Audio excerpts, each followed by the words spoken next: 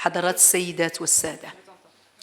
مما لا شك فيه أن تطور منظومة حقوق الإنسان والتكريس الدستوري لها ببلادنا أفضي إلى وجود ترسانة قانونية متقدمة وقابلة للتطوير والتجويد من جهة، وفي مقابل ذلك نسجل استمرار وجود عدة عوائق وصعوبات تحول دون تطبيق هذه الترسانة القانونية وتحويلها إلى ضمانات للتمتع المواطنين والمواطنات بشكل فعلي بحقوقهم من جهة أخرى. ومن هذا المنظور فإن استراتيجية فعالية الحقوق ليست في الواقع سوى إحدى تجليات تحول منهجي ضروري في ممارسة المجلس لمهامه الدستورية، وهو تحول تمليه الحاجة الملحة إلى تجسير الهوة بين النصوص القانونية المشرعة للحقوق وبين التمتع الفعلي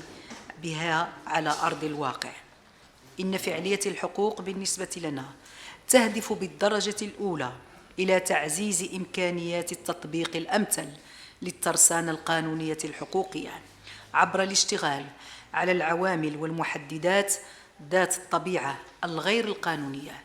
اقتصادية، اجتماعية، ثقافية وبيئية وغيرها، التي يرتهن بها إلى حد كبير تطبيق هذه القوانين على مستوى الممارسة. وبهذا المعنى فإذا كان الحق في الصحة مكفولا لجميع المغاربة بموجب مقتضيات الدستور والقوانين، فإن تطبيق هذه القوانين يبقى مرتهنا في أحيان كثيرة بمحددات وعوامل ذات طابع اقتصادي واجتماعي وتدبيري، غالبا ما تحول دون استفادة فئات شاسعة من هذه الحقوق. وهنا تكمن بالنسبة لنا أهمية مقاربة الحق في الصحة من منظور الفعلية بحقوق الإنسان. إن انخراط المجلس في هذا الورش هو كذلك ترجم لجهود المجلس إلى جانب مختلف المؤسسات والفاعلين الآخرين بما فيهم وزارة الصحة مشكورة بحضور مستشار الوزير الصحة والنقابات وهيئة الصيادلة وهيئة الأطباء وهيئة الممرضين والخبراء، وكذلك الجمعيات الغير الحكومية الممثلة في الائتلاف من أجل الصحة، ذلك للمساهمة في رفع تحدي كذلك تحقيق أهداف الأمم المتحدة المستدامة 17، ولا سيما الهدف الثالث المتعلق بضمان تمتع الجميع بأنماط عيش صحية وبالرفاهية في جميع الأعمار. الحضور الكريم، إذا كانت جائحة كوفيد-19 التي تعيش بلادنا على إيقاعها على غرار باقي الدول العالم تشكل نموذجاً للتهديدات الغير التقليدية التي أصبحت تفرض تحديات غير مسبوقة على الجميع، فإن سياق مواجهتها ينطوي على فرص حقيقية للإصلاح وإعادة البناء. ومن هذا المنظور فإننا نعتبر أن الاشتغال على تعزيز فعالية الحق في الصحة سيشكل إلى جانب أوراش اجتماعية أخرى كورش السجل الاجتماعي وبرامج القضاء على الفقر والتمكين الاقتصادي للفئات الأكثر هشاشة لبنة أخرى في هذا المسار.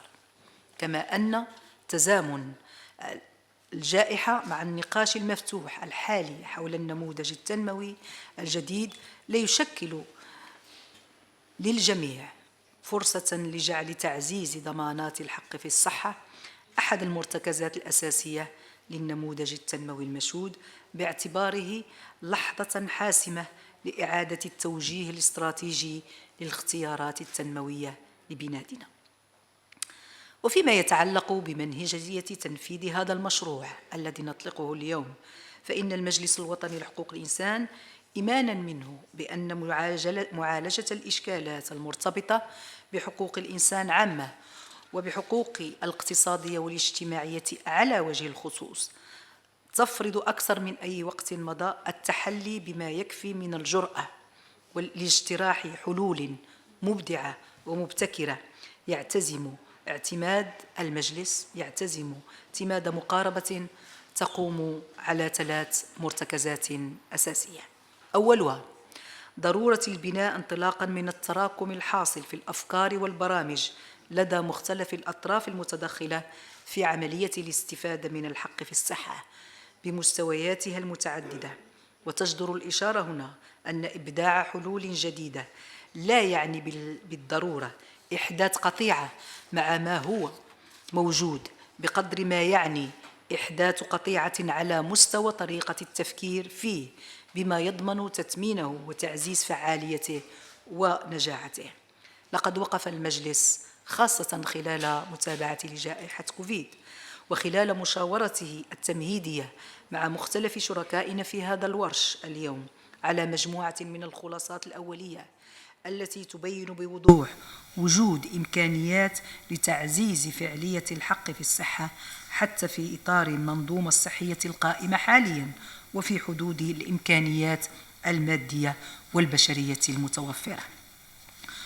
ويقوم المرتكز الثاني على المراهنة على تعبئة الذكاء الجماعي لكل شركائنا في هذا المشروع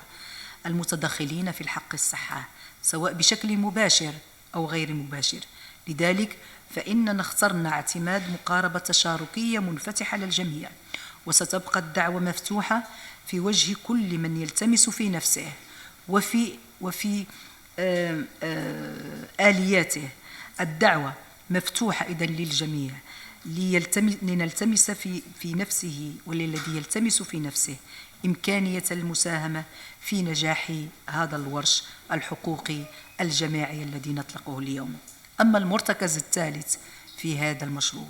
فيتجلى في سياسة القرب واعتماد المقاربة الصاعدة، وهو ما يتم في اللقاءات الجهوية التي سننظمها في إطار تنفيذ هذا المشروع. وبالفعل فإن هذا الانفتاح المجالي على الجهات لا يهدف فقط إلى الإنصات إلى الأطراف المتدخلة في ضمان فعالية الحق في الصحة على مختلف المستويات الترابية، بل يهدف إلى إشراكها في البحث عن مداخل حلول الإشكاليات التي يعيشها المواطنون في واقعهم المعاشي اليومي. حضور كريم، أصدقاء الصديقات، إن الحق في الصحة لم يعد يكتسي أهميته انطلاقا مما يسمح به توفير أقصى المستويات الممكنة للصحة الجسدية والنفسية للأفراد وحسب، بل إنه أصبح يشكل محدداً أساسياً للأمن الإنساني. وكما لا يخفي عليكم فإن منظمة الأمم المتحدة والهيئات التابعة لها بما فيها المنظمة العالمية للصحة تعتبر الأمن الصحي باعتباره حالة من الخلو النسبي من المرض والعدوى واحداً من المكونات ال7 الأساسية التي يتحدد من خلالها الأمن الإنساني. إننا ندعو وبهذه المناسبة مناسبة إطلاق مشروعنا الجماعي إلى ضرورة تجاوز الرؤية التي تعتبر الصحة قطاعاً اجتماعياً بالمعنى التقليدي وتدبيره باعتباره قطاعاً للاستثمار في الإنسان ورهاناً مستقبلياً. إننا سنلتقي جميعاً بشكل متواصل على المستوى المركزي أو بالجهات لنقدم اقتراحاتنا العملية لفعالية الحق في الصحة. ستكون لا محالة لبنة أخرى تعزز جهود بناء نظام حماية اجتماعية دامج للجميع وضامن لعدم ترك أي أحد خلف الركب. شكرا لكم على حضوركم. شكرا لكم السيدة الرئيسة. والكلمة الآن للسيدة مريم بيقدالي ممثلة منظمة الصحة العالمية.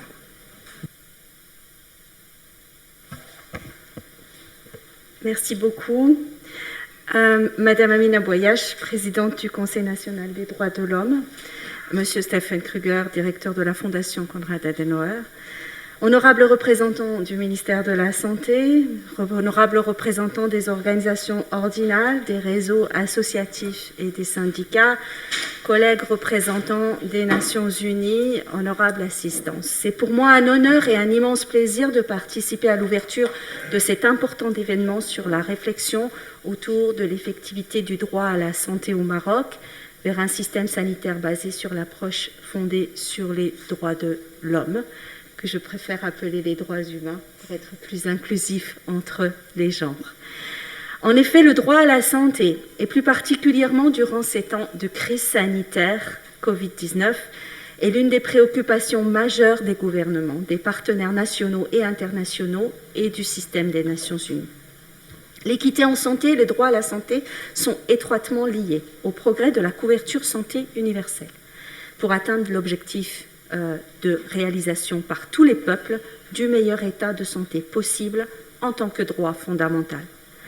Le droit à la santé passe indéniablement par la CSU, qui est fondée sur le principe selon lequel tous les individus et toutes les communautés devraient avoir accès à des services de santé essentiels, de qualité, sans connaître de difficultés financières et donc sans verser dans la pauvreté. La couverture sanitaire universelle est l'une des cibles que les pays du monde se sont fixées lorsqu'ils ont adopté les objectifs de développement durable 2015 et plus particulièrement l'objectif 3, la santé pour tous. Dans ce sens, je reprends l'expression de notre directeur général, Dr Tedros Adhanom Ghebreyesus, directeur général de l'OMS, qui a dit « Parvenir à une couverture sanitaire universelle en assurant la sécurité financière des patients est fondamental pour atteindre les objectifs sanitaires des ODD, des objectifs de développement durable. La santé pour tous doit être le centre de gravité des efforts menés pour atteindre l'ensemble des ODD, car la bonne santé des individus est profitable à leur famille, leur communauté et leur pays. Or, il reste encore beaucoup à faire.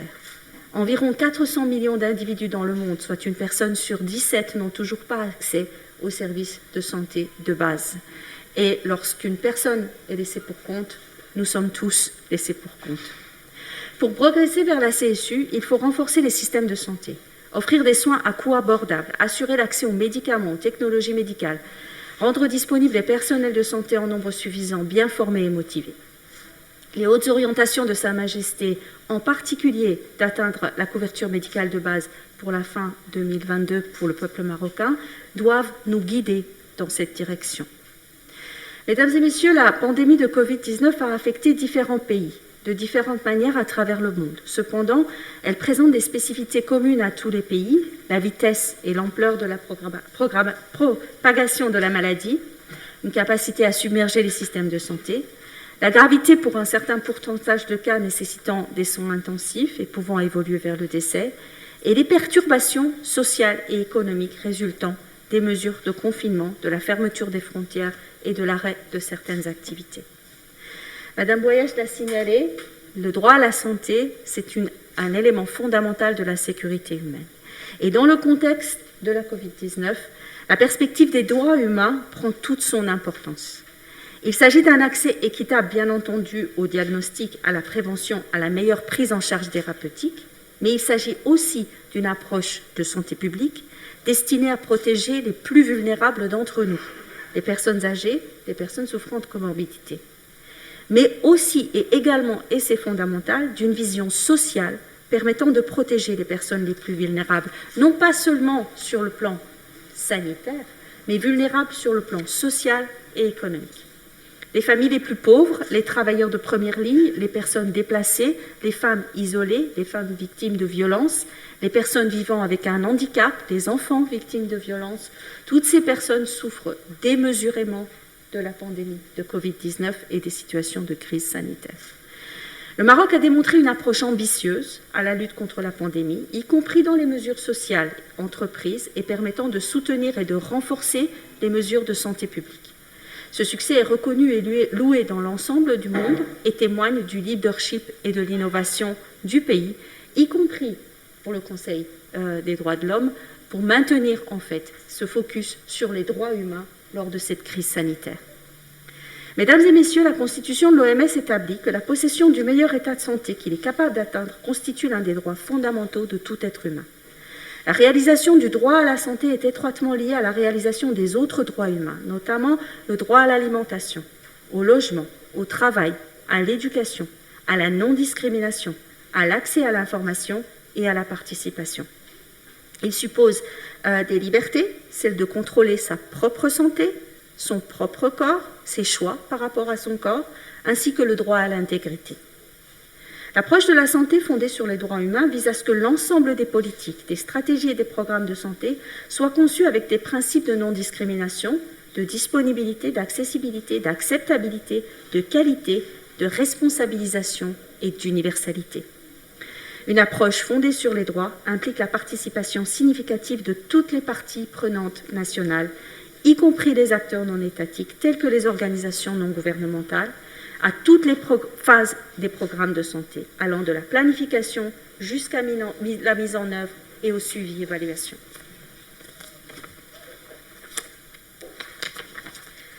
Je tiens à féliciter le CNDH pour cette initiative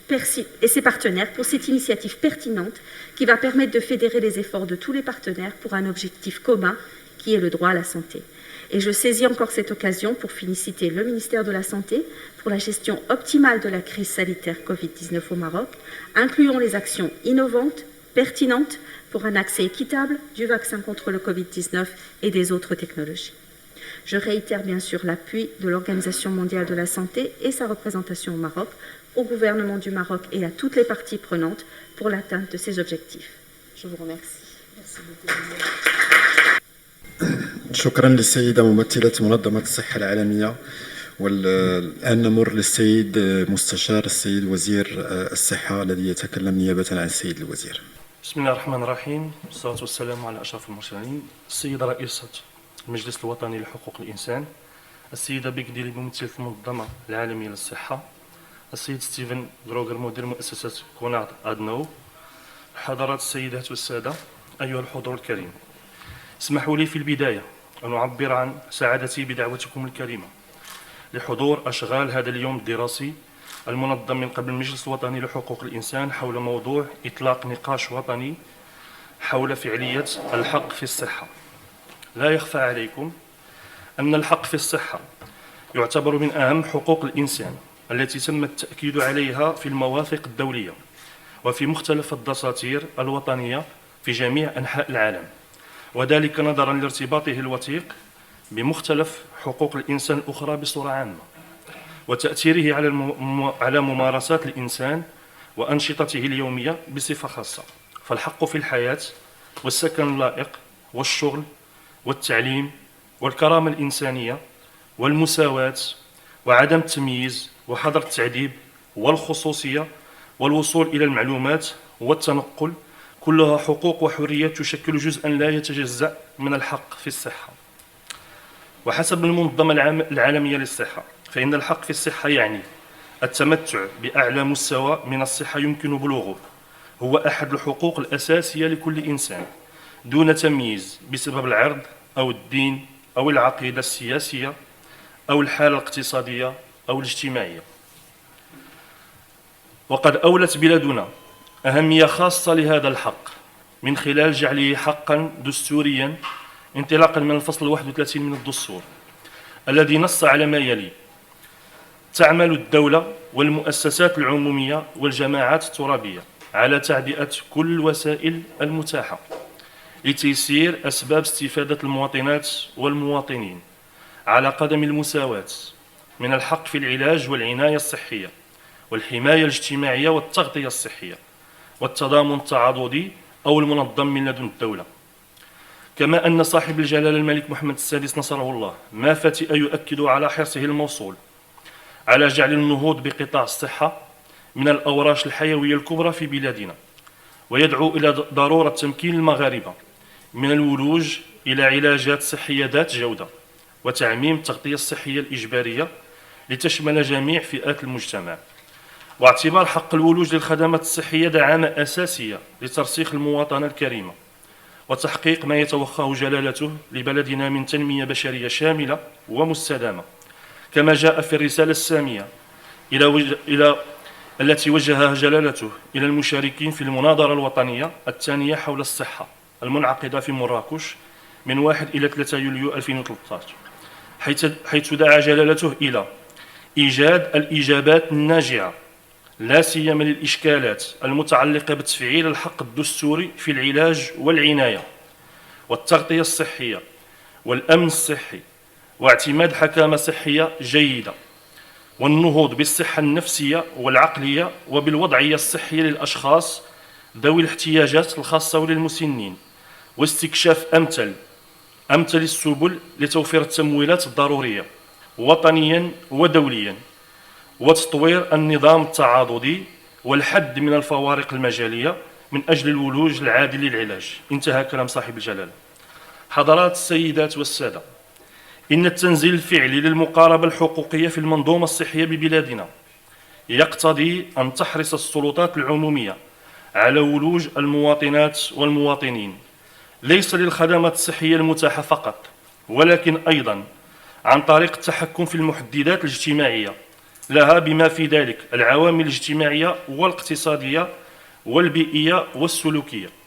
وذلك باعتبار الصحة حالة من اكتمال السلامة بدنيا وعقليا واجتماعيا،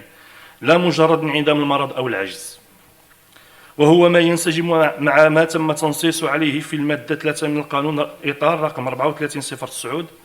المتعلق بالمنظومة الصحية وبعرض العلاجات، الذي اعتبر أن أعمال الدولة في مجال الصحة تهدف إلى الوقاية من الأخطار المهددة للصحة وإلى التربية الصحية والتشجيع على اعتماد أنماط عيش سليمة، وإلى المراقبة الصحية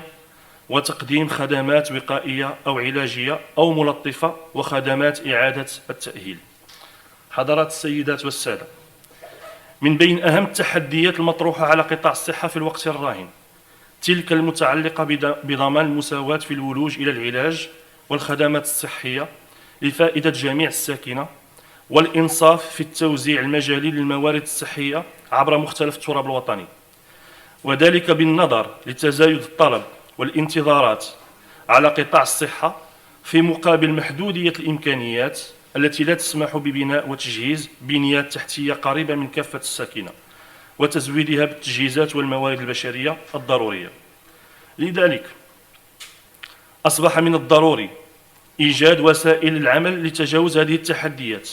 المرتبطة بالمبادئ الأساسية للمنظومة الصحية، والتي تقع مسؤولية إعمالها أساساً على عاتق الدولة عن طريق وزارة الصحة باعتبارها الوزارة الوصية. وفي هذا الإطار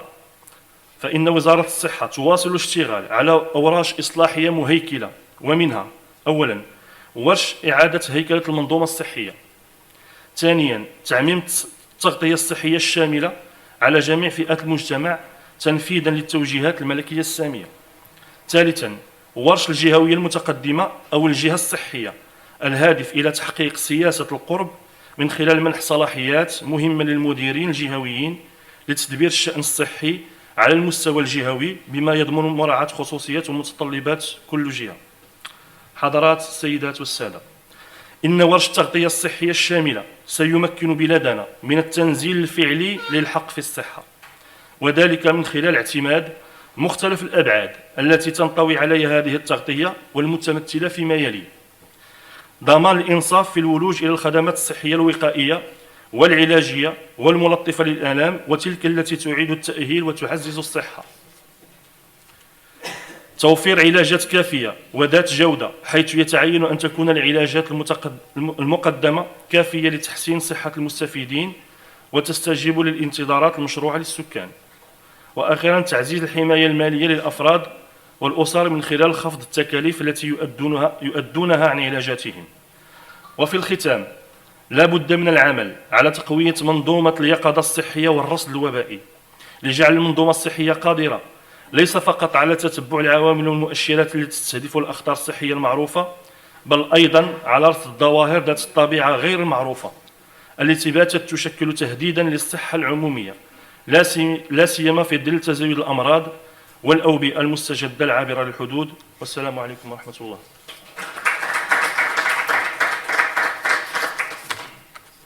شكرا لكم على كلمة السيد الوزير، والكلمة الآن للسيد ستيفان غروجر. Excellences, Madame la Présidente du Conseil national des droits de l'homme, Madame la représentante de l'OMS au Maroc, Monsieur le représentant du ministre de la Santé, Monsieur le secrétaire général de la CNDH, Mesdames et Messieurs, je vous souhaite la bienvenue à cet événement de grande importance organisé par CNDH en partenariat avec la Fondation Konrad Adenauer. Je suis très heureux d'être ici avec vous pour participer au lancement du projet Effectivité du droit à la santé au Maroc vers un système de santé basé sur l'approche fondée sur les droits de l'homme. Au nom de la Fondation Konrad Adenauer, je voudrais vous remercier tous et toutes, chacun de son nom, pour votre engagement et vos déplacements malgré ces temps difficiles. Votre présence nous assure de votre intérêt par rapport à la thématique de ce projet. Notre fondation s'engage dans ce projet non seulement parce qu'il s'aligne avec les lignes directrices de la Fondation Konrad Adenauer,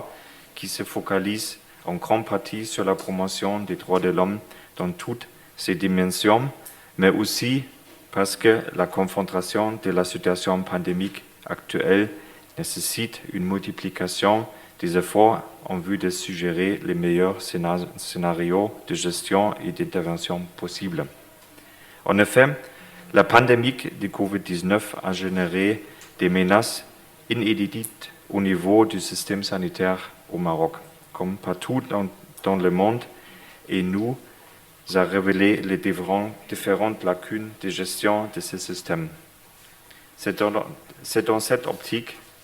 que nous avons décidé de joindre nos efforts aux ceux du CNDH pour contribuer aux efforts nationaux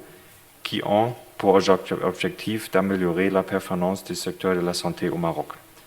En ce sens, un travail énorme a été fait pour venir à cette étape-là et d'autres travaux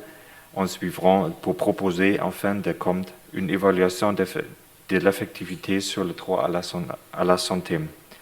Il va sans dire que cette initiative ne saurait aboutir à ces objectifs prédésignés sans implication du ministère de la Santé et d'autres partenaires prenants dans l'installation de ce projet. Le succès à ce projet dépend amplement des outils et des techniques qui seront utilisés lors de la mise en place des rencontres nationales et régionales dans différentes régions. C'est la raison pour laquelle nous comptons investir dans la qualité des futurs échanges avec les parties prenantes et nous misons beaucoup sur l'intelligence collective qui ressortira de ces activités dans le rapport final. Au final, je voudrais vous remercier de votre écoute et j'espère que notre projet pourrait conceptualiser les forces et les faiblesses du système sanitaire au Maroc afin de suggérer une stratégie pertinente aux parties concernées. Merci de votre attention. شكرا لكم جميعا على الحضور في هذه الجلسة الافتتاحية التي نختتم إشغالها وأدعوكم يدعوكم المجلس الوطني إلى استراحة شاي في الهول لتحت في القاعة. شكرا لكم.